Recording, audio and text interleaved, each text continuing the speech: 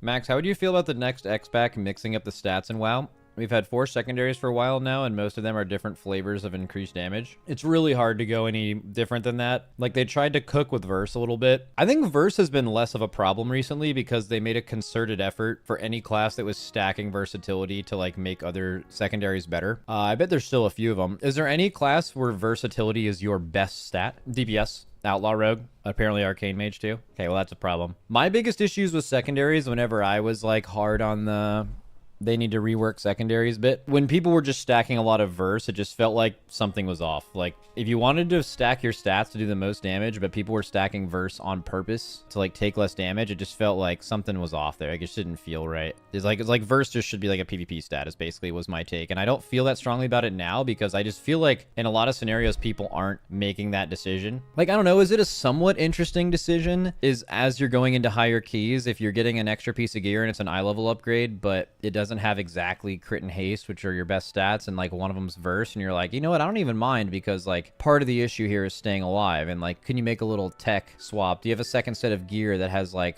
a couple thousand more Verse on it, and that is like something you need to make this key? Like, that's kind of interesting because you're saying like, I wish stats were more interesting than just like do the one that the robot tells you what the best damage is. And it's like, I mean, versatility in some content kind of is that, but also it has a negative interaction when you deal with it. You're like, I don't want to fucking have Verse. I'm trying to do damage, man, you know? But if you think about it, Verse is kind of the only times when you do think about your stats differently.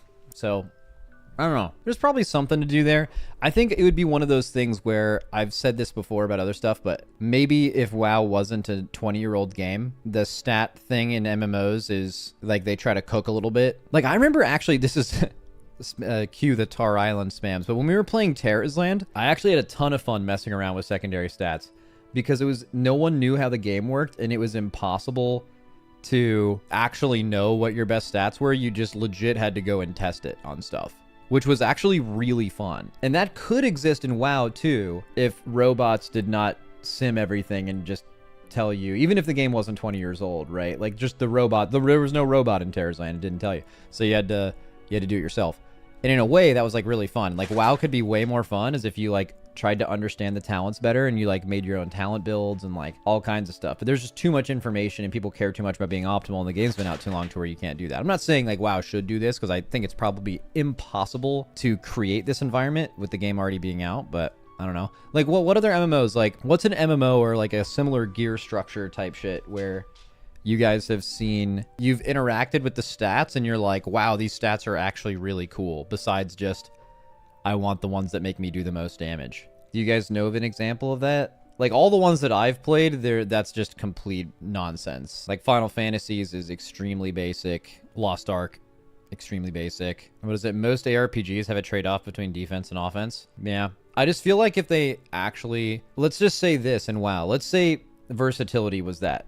Like, you constantly had to monitor how much or how little Verse you had based on the content you were doing. I feel like people would really hate that. Like, WoW is just, maybe it's been out for too long kind of thing, but you just want to have the most, you want to have the stats that make you do the most damage. Damage is everything. The best example of this ever was in Shadowlands, the Shadow Priest Season 1 thing, where Shadow Priests were playing this Night Fae build, and then like randomly some shit came out. If you remember this time, this was right around when like Public, the Theorycrafter, or one of the Theorycrafters for Shadow, was like, yo, there was like a mistake in the APL, and like it turns out like Necrolord is like 0.1% better than Night Fae. It was an extremely small amount, and it was pure single target only. Necrolord was better than that. And if you remember, people like got mad at him because they're like, bro, isn't your job to fucking theorycraft? You like made a mistake? Fuck you.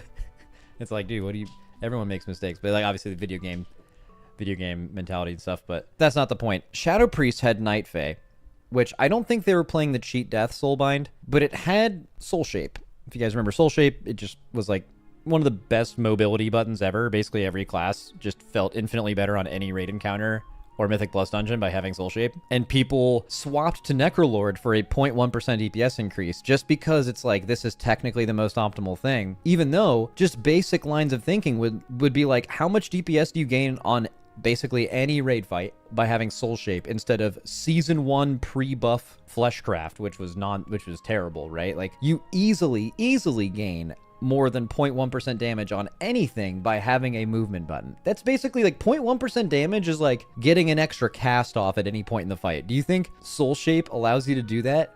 100 of that's like exactly what it does, especially as a Shadow Priest, right? But Sim was lower, but barely, right? But people did it anyway because it's just that basic, man. You just got to be doing top down. That's it. Was it Soul Shape was the worst borrowed power to lose? Got so used to it as a lock. I mean, locks weren't even the biggest offenders. Hunters got fucking exposed at the beginning of this, was the beginning of Dragonflight, because for all of Shadowlands, they played Night Fae, so they had like Giga Mobility, and they played the Cheat Death Soulbind. So Hunters were playing BM and a Cheat Death Soulbind, and they had Soul Shape for like 2 years. You played Marks a little bit, but mostly BM. Okay. And then Dragonflight comes out.